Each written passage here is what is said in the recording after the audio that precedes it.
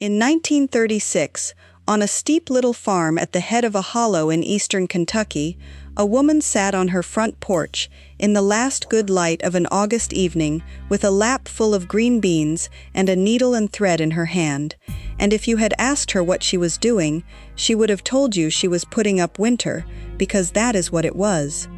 Every bean she threaded onto that string was a mouthful her family would eat in January, when the snow lay deep on the ridge and the nearest store was 9 miles of frozen mud away, and she strung those beans the way her mother had strung them, and her mother's mother before that.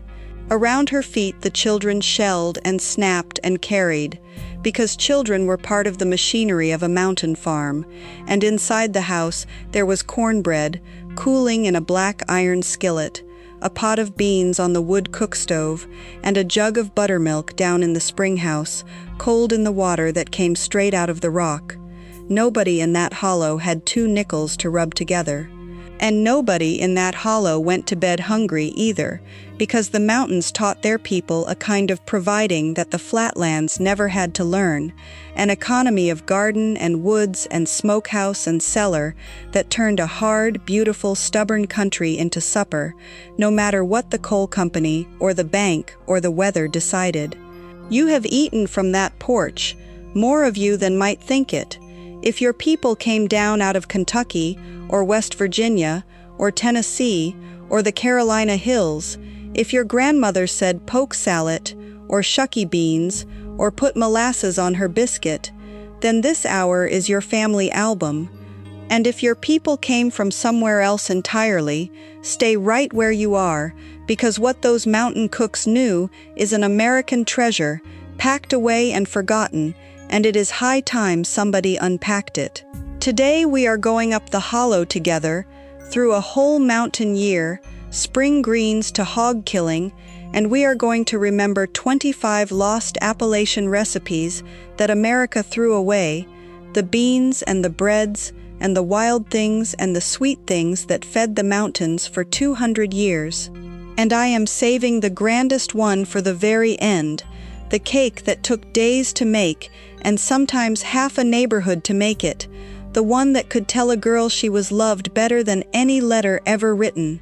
So pull your chair up close. And if you love these little journeys back into the America that made us, do subscribe to the channel and stay with us, because here at Forgotten Flavors, we remember the flavors that time forgot. Now, before we lift the first lid, you need to understand why mountain cooking was its own country, because it truly was. The land explains everything. Those hills stood so steep that folks joked you could fall out of your own cornfield, and the roads turned to soup every winter, and stayed that way till May. A store was a long ride, and cash money was the scarcest crop of all, so a mountain family bought coffee, salt, soda, and sugar, and raised, gathered, hunted, or traded every other bite that crossed the table. The garden was the bank. The hog was the savings account. The woods were the open market, free to anybody with legs and knowledge, full of greens and berries and nuts and game in their seasons. Make do or do without, they said, and they said it without one drop of self-pity, because there was no shame in it. Shame was for people who did not pay their debts or did not feed their company. A mountain woman could have company walk in, unannounced at noon, and have a full table in front of them by 1/2 and the fullness of that table was her name and her honor, and nobody ever asked whether times were hard. Times were always hard. The table was full anyway. That was the whole point of everything you are about to hear. Let's start with the one with the funniest name and the longest memory, because there may be no dish on this whole list more purely Appalachian than leather breeches. Some families said shuck beans or shucky beans, but it was all the same beautiful trick. Come late summer, when the white half-runners and the greasy beans came in faster than a family could eat them, the women got out needle and heavy thread and strung the beans whole until the strings ran a yard long and better, and they hung those strings behind the cook stove or along the porch rafters or up in the attic. And there the beans hung for weeks, wrinkling and browning and drying down until they rattled, until they looked for all the world like rows of tiny leather trousers hung out on a line, and that is the name, leather breeches. Come winter, a woman pulled down a string, snapped the dried beans off, soaked them overnight, and then simmered them half a day with a good piece of fatback or a ham hock, and what came out of that pot was not a green bean anymore. It was something deeper, smoky and chewy and rich, a flavor fresh beans never had and canned beans never will, one that people who grew up on it have spent their whole lives missing. Shuck beans at Thanksgiving, shuck beans at Christmas, shuck beans carried north in suitcases to homesick sons in Ohio. When the pressure canner came along, most families quit stringing because canning was easier and nobody thought they were throwing anything away, but they were. Ask anybody who remembers, and they will tell you the beans have never tasted the same since. But the next pot was not for special occasions at all. It was for every day, and that was its glory. Soup, beans, and cornbread. Now, we have visited a pot of beans on this channel before, but you cannot tell the story of the mountains without it, because up in the hills this was not a dish, it was the dish, the center of the whole table. Pinto beans, mostly, bought in 50 and 100-pound sacks come fall, or October beans out of the family's own patch, soaked overnight and then set to simmer all day on the back of the stove with a piece of salt pork or a hunk of ham until the broth ran thick and brown and the whole house smelled like evening. In the coal camps they called pinto beans miners' strawberries, and there is a whole world in that joke. The wink of men who carried beans in their dinner buckets into the dark of the mountain 5 days a week and came up laughing anyway. A big family ate soup beans 5-6 nights a week, and the ones who lived it do not remember being tired of it. They remember the bowl, the steam, the chopped onion on top, the spoonful of chow-chow if the jars held out, and the cornbread, always the cornbread, baked in a screaming hot greased iron skillet, so the bottom crust came out brown and crisp enough to knock on. You crumbled it in or you sopped with it, and when the beans ran low toward payday, supper was bean broth and more cornbread, and nobody said a word. A pot of soup beans cost pennies and fed the whole hollow's worth of love. But beans needed bread, and mountain bread had a king, and the king was the size of a cat's head. Cat head biscuits, that was the true name, and everybody understood it. Biscuits big as a cat's head, and no cook in the mountains ever needed a biscuit cutter, because cat heads were made by hand and by feel. Picture the grandmother at her wooden biscuit bowl, half full of soft winter wheat flour that stayed in the bowl between bakings. She made a well in the middle with her fist, pinched in a knob of lard the size of an egg, splashed in buttermilk, and then worked it with her fingers, pulling flour in from the sides until the dough came together soft as a feather pillow, and then she pinched off a handful, rolled it light between her palms, and set it in the greased pan snug against its neighbors, until the pan was cobbled full. Into the oven of the wood stove, an oven with no thermometer but her own experience, and out came biscuits tall and brown and tender enough to make a grown man foolish. Understand, this happened every single morning, before daylight, 300 and some mornings a year, without a recipe card in sight, because the recipe lived in her wrists. Biscuits with butter and molasses, biscuits with gravy, biscuits split and filled with a slice of fried side meat and carried to school in a lard bucket for dinner. A cold biscuit in the pie safe was a mountain child's snack, but on the finest mornings of all, those biscuits got a crown, and you may not believe me, but the crown was chocolate. Chocolate gravy. If you had people in eastern Kentucky, or over in the Tennessee mountains, or down into Arkansas, you might be sitting up straight right now, and if you never heard of it, I promise you it was real, and it was wonderful.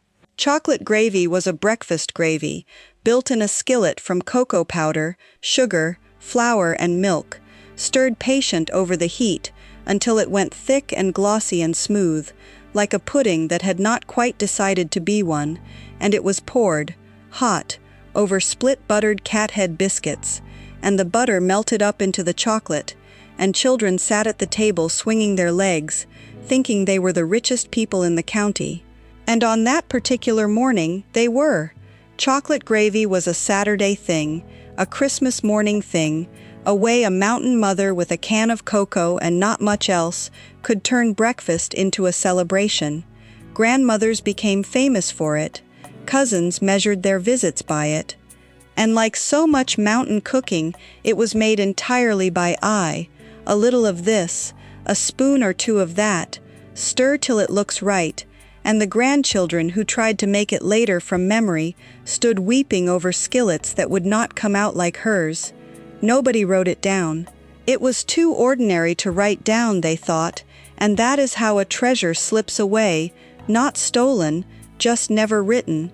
But when winter finally loosened its grip on the mountains, every heart up every hollow turned toward one thing, and that thing was green. Killed lettuce and onions. Kilt lettuce, the old folks said, and the name tells you the whole recipe if you listen.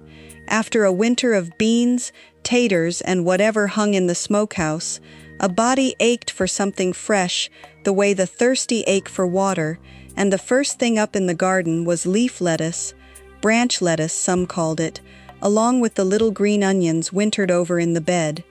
The women picked a big bowl of that tender lettuce, tore it with their hands, sliced the green onions over it, and then went to the stove where the bacon had been fried, and took the skillet of smoking hot grease, and poured it, hissing and spitting, right over that bowl of greens.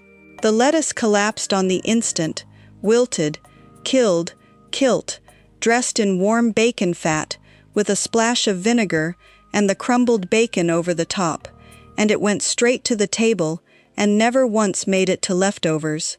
That first bowl of kilt lettuce meant winter was beaten. It meant the garden was alive, and the mountain had turned green side up again, and families ate it near daily through the spring, not as a side dish but as a ceremony. Doctors today would faint at the bacon grease, and then quietly admit the greens were good for you, but the next green announced springtime in a way that nobody within 50 feet could possibly ignore. Ramps. Little wild leeks, up under the poplars and sugar maples on the damp north slopes, the first bold green thing out of the leaf litter in April, looking like lilies of the valley and smelling like the inside of an onion's worst intentions. Mountain folks dug them by the sackful, and mostly one way mattered, chopped up and fried in bacon grease with potatoes, or scrambled up with eggs in a black skillet, with the windows open, and served to people who loved you enough to stay in the room. Because here is the truth about ramps. You did not just taste a ramp. You wore it. The smell came out of your very skin for a day or two after, and it was a rite of spring for boys to eat them on purpose before school, knowing full well the teacher might send the whole reeking row of them home, and some teachers did, and the boys counted it a holiday fairly won. But do not let the comedy fool you. Ramps were medicine and calendar and community all at once, and whole towns rang the season in with ramp suppers at the church or the fire hall, ham and beans and cornbread and ramps fixed 9 ways, and everybody smelling exactly alike so that nobody minded.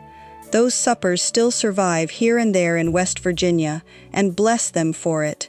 But the next spring green demanded respect. Real respect, and every mountain cook knew exactly how to pay it. Poke salad. Pokeweed comes up in the spring all over the mountains, and the mountains knew something about it that has to be said carefully, so listen close the way children once listened to their mothers. Poke is not a friendly plant.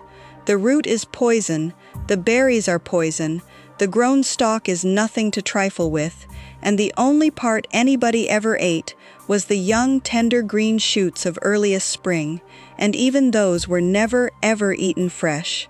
The women picked the young leaves and shoots, and then they boiled them, and poured that first water all the way off, every drop, and boiled them again in fresh water, and poured that off too.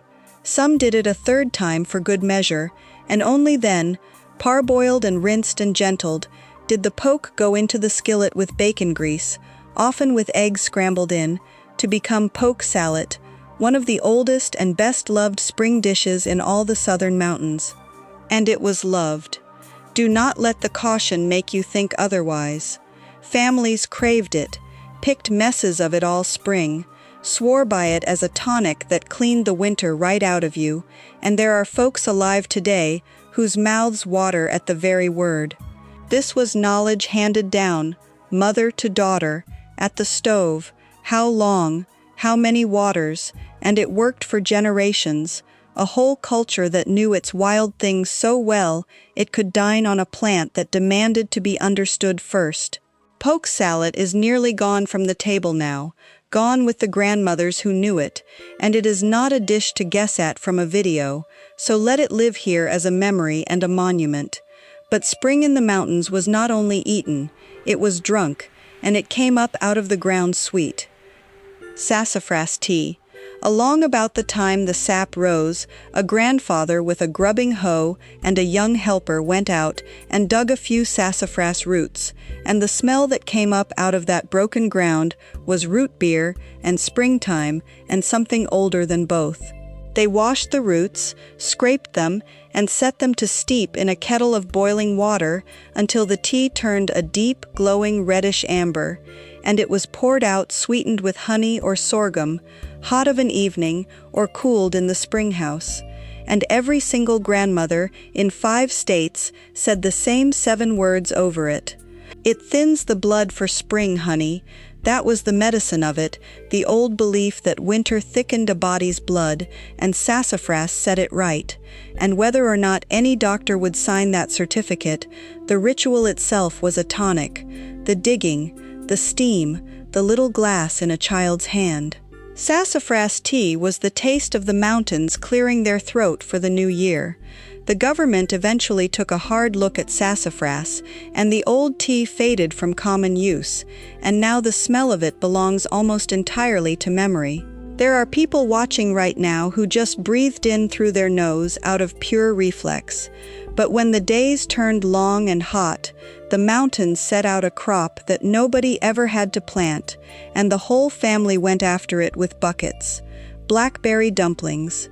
Along the old fence lines and the logged-over hillsides, the blackberry briars grew in walls, and come July, the berries hung black and heavy, free for the picking, and picking was a family occupation, long sleeves in the heat, lard buckets on strings around the children's necks so both hands could work, a hoe leaned somewhere close on account of snakes, and the chiggers doing their worst. A child was expected to fill the bucket, not fill the child, though the evidence on their faces usually told the true story. Most of the berries went to jam and jelly and canning, winter's sweetness bought with July's scratches, but on picking day itself, supper was the reward, and the reward had a name: blackberry dumplings. A big pot of berries stewed up with sugar and a little water till they made their own dark purple sauce, and then spoonfuls of soft biscuit-style dough dropped right on top, lid on, and left alone to steam until the dumplings puffed up light and soaked purple around their edges, and it went into bowls hot with cold milk or cream poured over. Berries off the mountain, flour, a little sugar, and a family sitting down to a dessert for supper money could not buy in any restaurant in New York City. That was the mountain economy at its sweetest. The briars are mostly sprayed and mowed away now, and the buckets hang empty in memory. But the corn patch had its own calendar, and it kept one strange, wonderful appointment that almost nobody living remembers. Gritted bread. Here is one for the oldest memories among us. There came a stretch of late summer when the field corn had passed the milky roasting ear stage, but had not yet dried hard enough to shell and carry to the mill, and a thrifty people were not about to sit and wait on it. So the mountains invented a tool you will not find in any store. The gritter, a piece of tin, punched full of nail holes from the back, so the rough side stood out like a rasp, bent into a curve, and nailed onto a board. And of an evening somebody sat on the porch and rubbed ears of that in-between corn up and down the gritter, and what came off was not meal and not mush but something in between, a coarse, sweet, milky grating that the women mixed with a little salt, soda, maybe an egg and a splash of buttermilk, and baked in the hot greased skillet into gritted bread, a bread with a crisp crust and a moist, sweet, corn-rich middle. It was available 2 weeks a year at most, impossible to buy, impossible to fake, and when the corn hardened, gritted bread was gone till next August. There were flavors on the mountain calendar, the way there were holidays, and a family was rich in ways a ledger could never show. The gritter hung on its nail the other 50 weeks, humble as a horseshoe, the tool of a people who wasted nothing, least of all a season. But summer's true work was not eating. Summer's true work was saving, and some of the saving was done in a way that will surprise you, without a single jar lid, in a crock of salt water. Pickled beans. When the beans came in heavy, beyond what the family could eat and string and can, the surplus met the big stoneware crock, the same vessel that made the kraut. The beans were snapped and cooked tender first, then packed down into that scalded crock, with clean water and the right measure of salt, a plate laid on top, a scrubbed creek rock on the plate to hold everything under the brine, a cloth over all, and then the crock was set in the smokehouse or the cellar to work.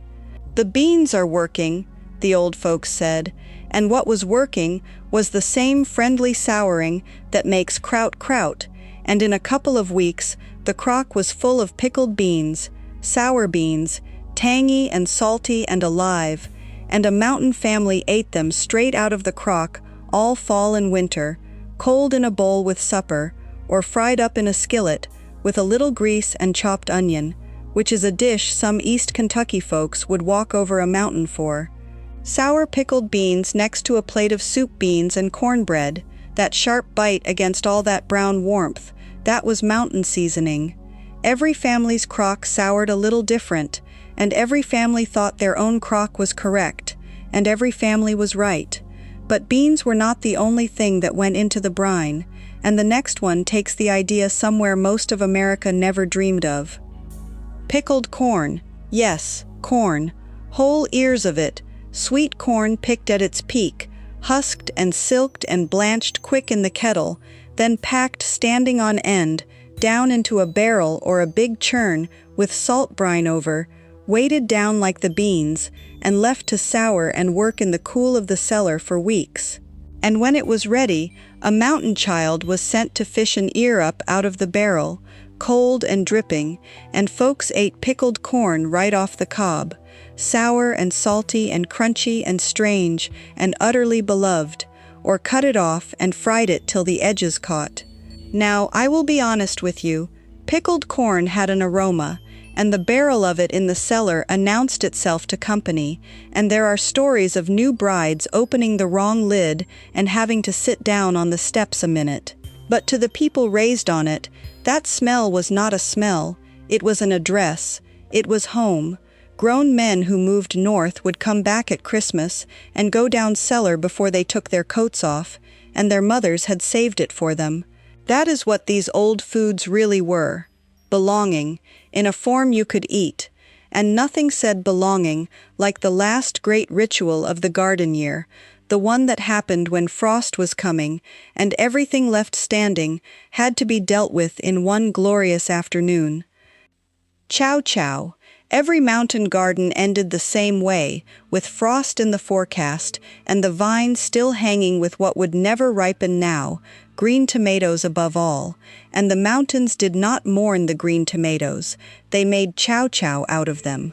The women gathered everything the garden had left, green tomatoes, cabbage, onions, sweet peppers and hot ones, and ran it all through the food chopper clamped to the table edge, children turning the crank, and salted it down overnight, and next day it went into the big kettle with vinegar and sugar and pickling spices and simmered till the whole house smelled sharp and sweet at once, and then into the jars it went, row on row of confetti-colored relish, green and red and gold, the whole summer chopped fine and saved.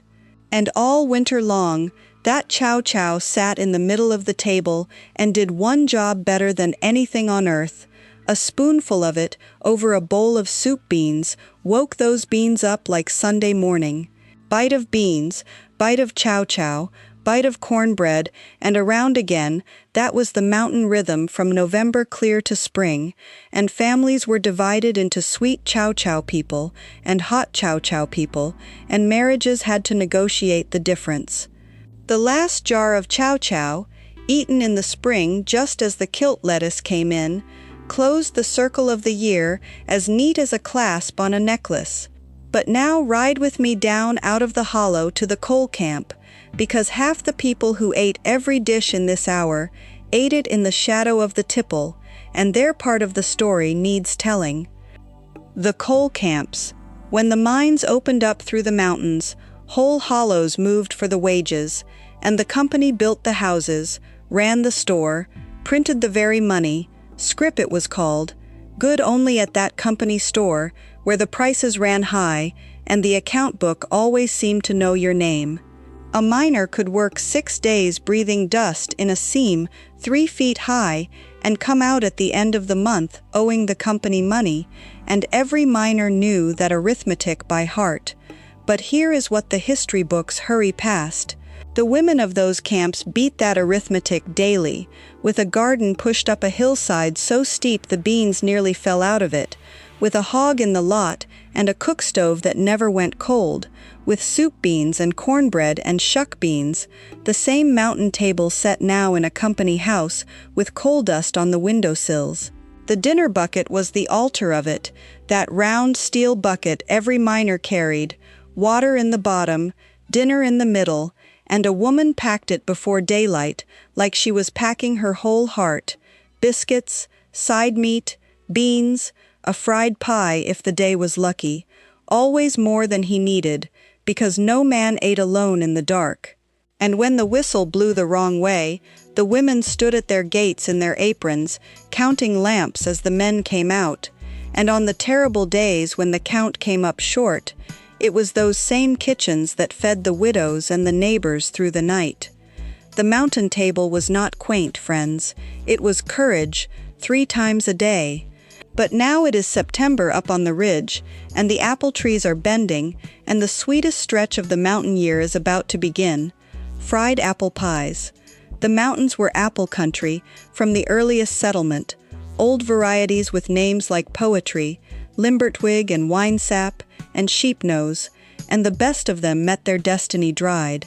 The women peeled and sliced apples by the bushel, and spread the slices to dry in the sun, on the porch roof, on window screens, on strings along the eaves, covering them against dew of an evening, shooing the guineas off by day, until the slices went leathery and sweet as candy, summer condensed into something that would keep in a flour sack all winter.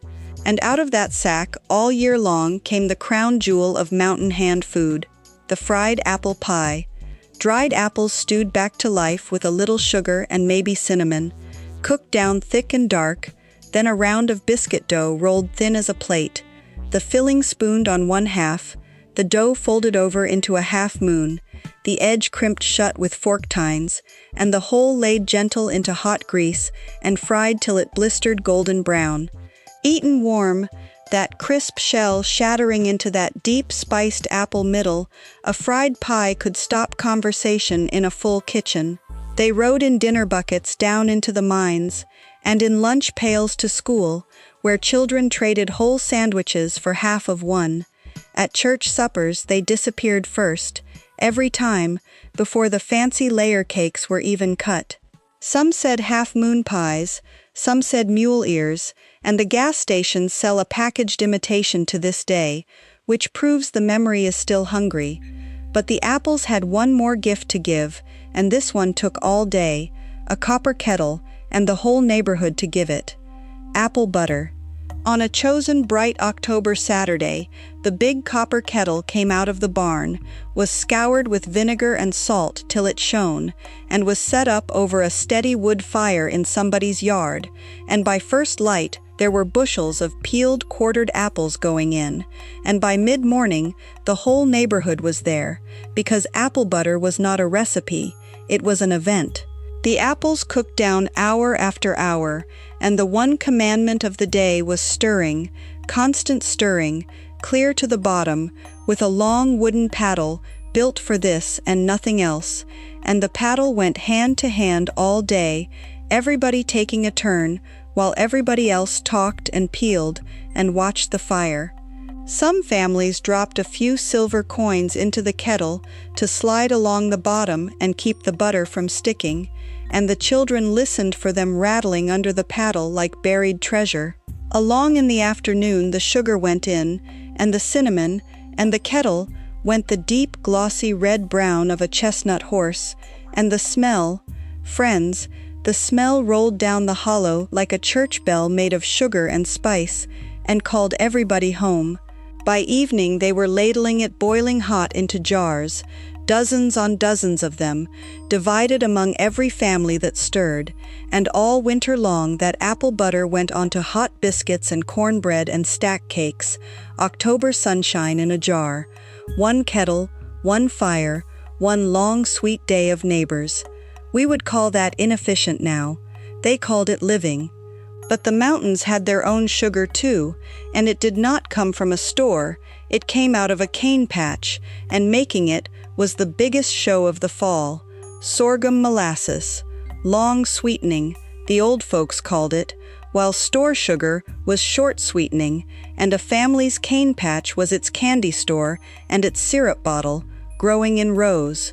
Come October, when the seed heads bronzed, the cane was cut and stripped and hauled to whoever had the mill, and the mill was a thing children never forgot. 2 iron rollers turned by a long wooden sweep, and a mule hitched to the sweep, walking a slow, perfect circle all day, while the men fed the cane stalks into the rollers, and the green juice ran out into the barrel. Then the juice went into the long, shallow evaporator pan over a wood fire, and the boiling began, hours of it, the juice creeping along the pan, foaming, darkening, while the man with the skimmer, and it took a knowing man, drew off the green scum, and judged the moment, too soon and the molasses ran thin, too long and it went bitter and black. When it came off right, it was amber brown and heavy and bright tasting, and the whole stir-off was a party. Neighbors gathered in the smoky sweet air, young folks courting around the fire, and the children waiting on the skimmings, the warm foam, or a peeled length of cane for dipping straight into the cooling pan. And all winter, sorghum went on everything, stirred into hot biscuits with butter till it made a paste a king would envy, poured over cornbread, into gingerbread and stack cakes, into coffee when the sugar ran out. A gallon of sorghum in the cellar was wealth. The mules are gone, the pans are mostly museum pieces, and America traded its long sweetening for corn syrup and never even said goodbye. But the woods kept dessert on their own shelf too, and in September a lucky child could find it just lying on the ground. Pawpaw pudding.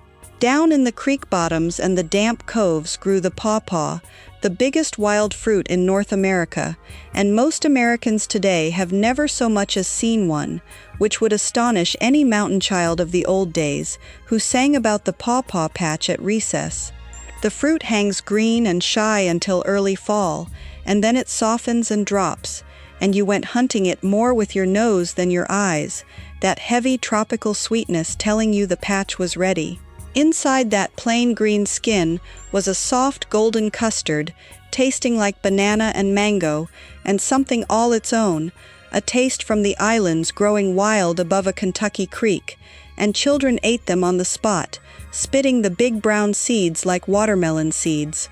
What made it home was the pudding. The women squeezed that golden pulp through a colander, worked it into a batter with eggs, milk, flour, sugar, a whisper of spice, and baked it slow in a pan till it set dense and dark and fragrant, cousin to a persimmon pudding, served warm with cream off the top of the milk, and a pan of pawpaw pudding at a fall church supper did not survive the first pass down the table. You cannot ship a pawpaw, you see. It bruises if you look at it hard, and it keeps mere days, so the stores never carried it, and the country simply forgot it. One of the finest fruits on the continent, still dropping free every September in the bottoms, still waiting. But the queen of the mountain baking table wore armor, and getting her to the cake pan took a hammer, a flat iron, and half of an autumn, black walnut cake. Every farm had its black walnut trees, and come October, the nuts came down in their thick green hulls, and the work began. The hulls stained everything they touched, a deep, stubborn brown that no soap would shift, so every fall, half the children in the county went to school with walnut hands, and nobody remarked on it. The nuts dried in the shed, and then came the cracking, and a black walnut does not crack, it surrenders after a siege, so the tool was a hammer, and the anvil was grandmother's old flat iron, held between the knees, and of a winter evening by the fire, the family cracked and picked, working the sweet dark meats out of that maze of shell with a hairpin or a horseshoe nail, an hour's labor for a cupful. But what a cupful! Black walnuts taste like no other nut on earth, deep and winey and almost smoky, half fruit and half forest, and they went where treasure goes, into the Christmas cakes. A black walnut cake with caramel icing, or the applesauce cake studded with them and wrapped in a cloth to ripen till Christmas, that was the crown of a mountain woman's year, the cake that said this family spent its evenings together, because no other explanation could account for the walnuts. You can buy black walnuts in a bag now, and the cake still shows up at reunions down home. But the tree that fed the mountains most of all is the one we have to talk about next, and this one, America did not throw away. This one was taken, and the mountains have never stopped missing it. The American chestnut. You have to try to imagine it, because nobody under 90 has seen it whole. One tree in every 4 on the Appalachian ridges was a chestnut, giants 100 feet tall and wider through than a wagon, and every fall they rained down sweet chestnuts by the ton, so many that the ridgetops crunched underfoot, so many that families turned their hogs loose to fatten on them, so many that a child with a sack could gather enough in a weekend to trade at the store for his year's shoes. Chestnuts roasted on the hearth all winter, chestnut stuffing went in the Thanksgiving bird, and among the Cherokee, who had loved the tree longest of all, chestnut bread, the sweet meats beaten into cornmeal dough, folded in green fodder blades, and boiled into dumplings that were old when the first settlers ever tasted them. The chestnut was the mountain's pantry, and its bank and its shade, and then, in the space of one human childhood, it died. A blight came in through the ports just after the turn of the century, a fungus off imported trees, and it moved down the mountains like a slow gray fire, and by the 1930s, the great trees stood dead in their millions, ghost forests as far as a body could see, and the old people would stand on their porches and not say anything at all.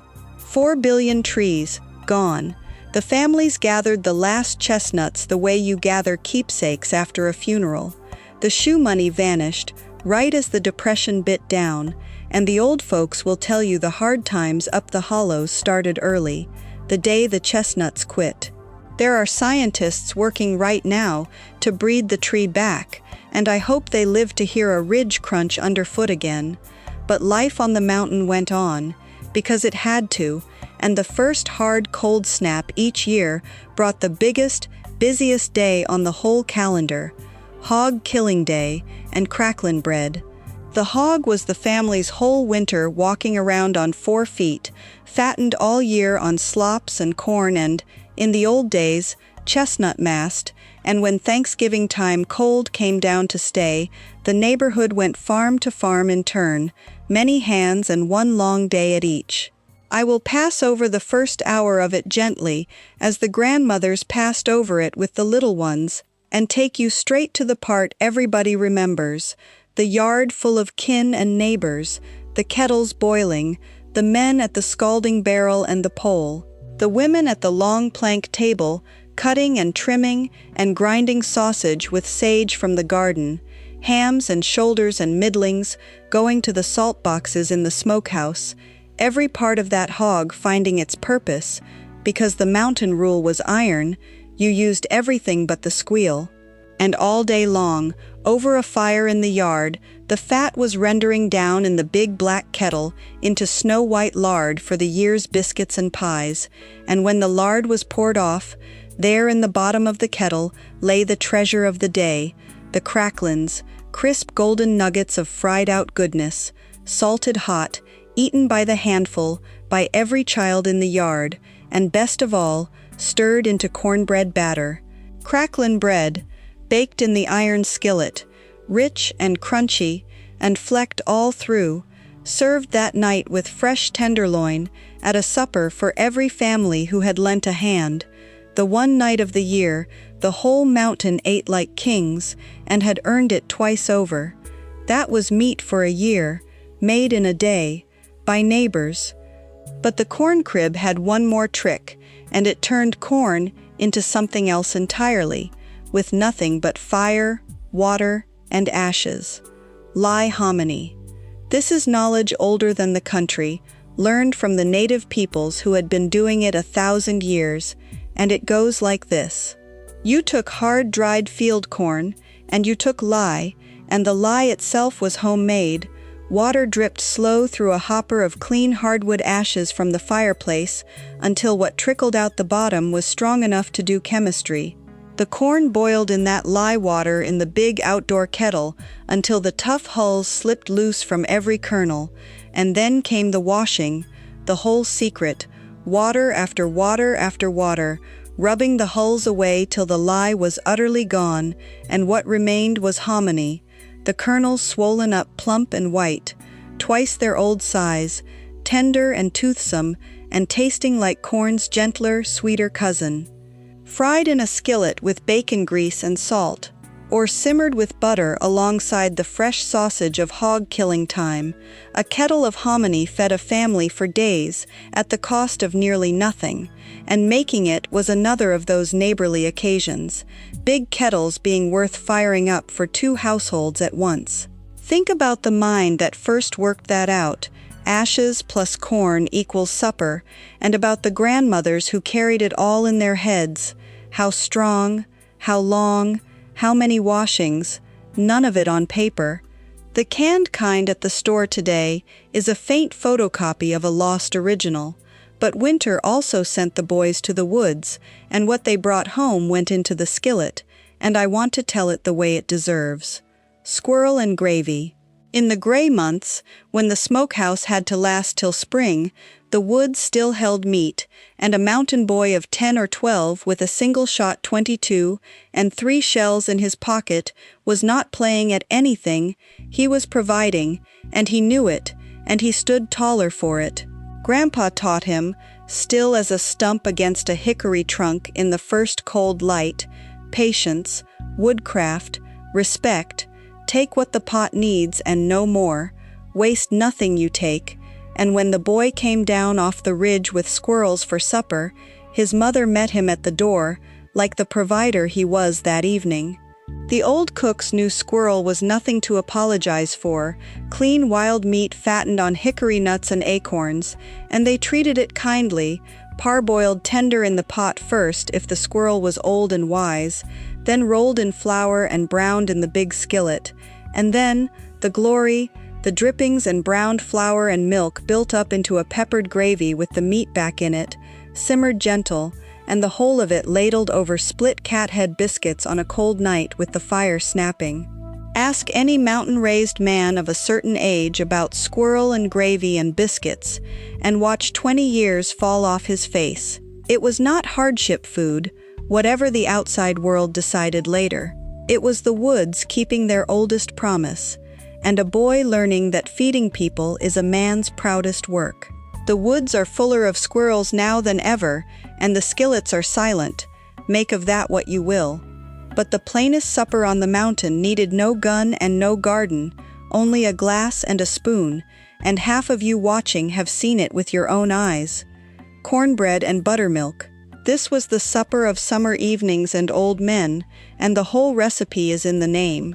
A tall glass, or a bowl if you were liberal-minded, filled with cold buttermilk, fetched up from the spring house where the crock sat all day in the flowing water, and into that cold, tangy milk went cornbread, crumbled in chunks, left over from dinner, and then a spoon, and then the porch. That was it, and do not dare call it nothing, because for half the mountains that glass was the finest eating of the day. The cornbread soaked and softened and went pleasantly sour-sweet. The buttermilk turned it into something between a soup and a pudding, and a man who had put up hay since daylight would eat 2 glasses of it slow, watching the light leave the ridge, saying not one word, entirely at peace. Grandpa's supper, the grandchildren called it, and they watched him eat it the way you watch a ritual you do not yet understand, and then one day, years on, in some city kitchen far from home, they crumbled cornbread into a glass of buttermilk themselves and understood everything all at once. It asked nothing of the tired, wasted nothing of the day, and tied together the two things a mountain kitchen was never without. Real buttermilk is hard to come by now, and the spring houses stand empty where they stand at all. But winter evenings were long up the hollow, and the young folks needed occupying, and the mountain answer to that was the sweetest party of the year. The molasses candy pull. Of a winter night, word went around that there was to be a candy pulling at somebody's house, and the young folks came through the cold from every direction, and the kitchen filled up warm. Sorghum molasses went into the kettle with a little sugar and butter, and boiled, tested in a cup of cold water till it balled just right, then poured onto buttered platters to cool until it could barely be handled, and then came the pulling. You buttered your hands, took a partner, and the pair of you pulled that dark rope of candy between you, folding and pulling, while it stretched and lightened, going from near black to a shining golden ivory as the air worked in, and yes, the partner mattered, because a boy and a girl pulling the same rope of candy had a fine excuse to stand close all evening under the eyes of every chaperone in the county, and more than one mountain marriage traces itself back to a candy pull, and the old folks planned it that way and never admitted it. When the candy set, it was cracked into pieces and passed around, and there were popcorn balls besides, bound with hot sorghum syrup, and somebody had a banjo or a fiddle, always, and the little ones fell asleep in the pile of coats on the bed. No tickets, no lights, no money, and no lonesome hearts either. They made their sweetness and their society with the same pair of hands. But once a year, every dish in this whole hour gathered on one long table, and we need to go there before we lift the last lid, because it is the prettiest sight the mountains ever set. Dinner on the grounds. Homecoming Sunday at the little church, or Decoration Day on the graveyard hill when the peonies bloomed, and the scattered family came home for it, from the mills and the factories up north, carloads of them rolling up the creek road, with children who talked city, and grandmothers who wept at the sight of the ridge line. After preaching, the men laid planks across sawhorses under the oaks, and the women brought out the boxes, and then, friends, the table began. Platters of fried chicken and country ham, soup beans and shuck beans and pickled beans and a gallon of chow-chow, cat heads and gritted bread and cracklin' bread, kilt lettuce if the season was right, fried pies stacked like cordwood, black walnut cake, paw-paw pudding, apple butter by the quart, and down at the end, standing taller than everything else, the stack cakes, every woman's finest, all together, no name cards and no prizes, though everybody knew exactly whose banana pudding was whose, and judgment was rendered in silence. The preacher blessed it long, the children suffered visibly, and then 3 generations filled their plates and sat on quilts among the graves of the 2 generations before that, which sounds mournful to modern ears, and was the opposite. It was the whole family, present and gone, at one table, remembered and fed. If you have one of those tables in your memory, you know it was church twice over. And friends, if this hour beside the mountain stove has fed something in you, I hope you will subscribe and keep a seat at our table, because there are so many more of these journeys still to take together. But there was one dish at that long table that outranked them all, the one I promised you at the beginning, and it is time. The pride of the mountains, the cake that meant somebody was loved, the apple stack cake. It looks humble at first, and that is the disguise.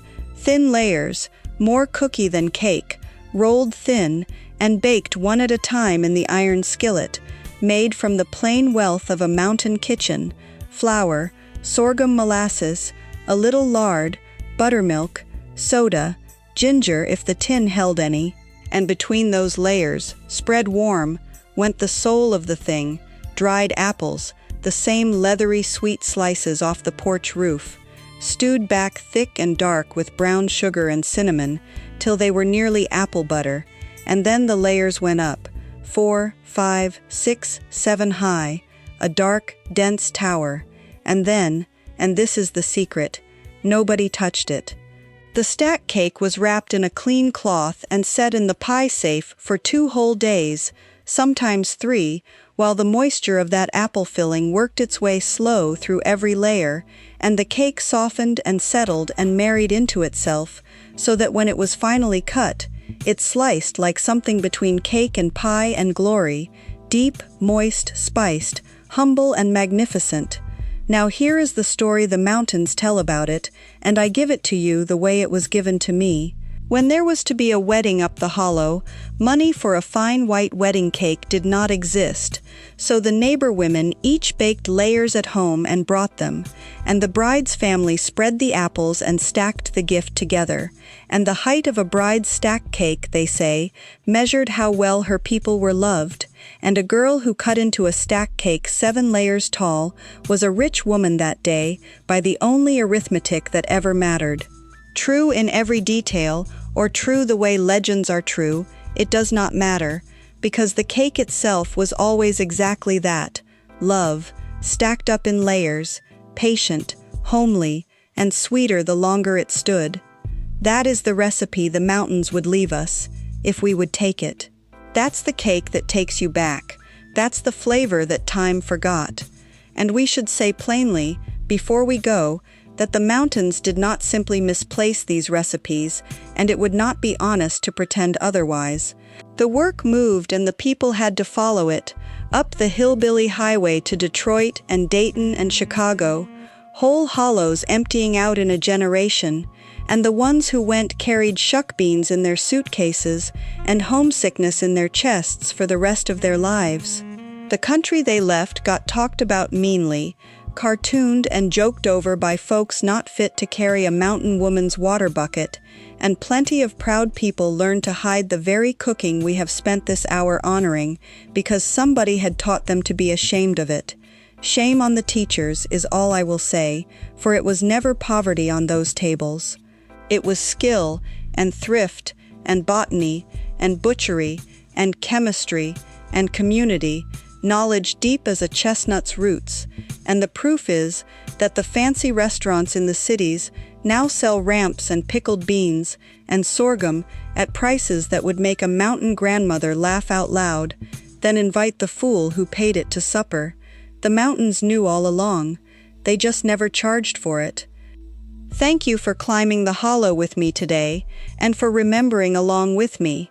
These 25 dishes were never written in the fine magazines, and most of them never had a recipe card, because the women and men who made them carried the knowing in their hands, and when we say their dishes out loud, we keep their lamps lit a little longer, and they deserve that, every one.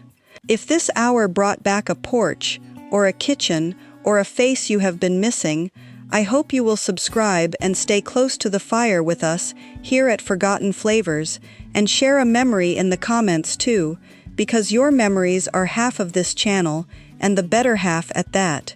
Next time, we are leaving the mountains and pulling a chair up to the great American Sunday dinner, the roast that cooked through the sermon, the yeast rolls rising under a dish towel, the good dishes out of the china cabinet, and the whole lost ceremony of the one meal a week when everything stopped and everyone came. Until then, take good care of yourself, hold your memories close, and remember, here we remember the flavors that time forgot. We'll see you next time.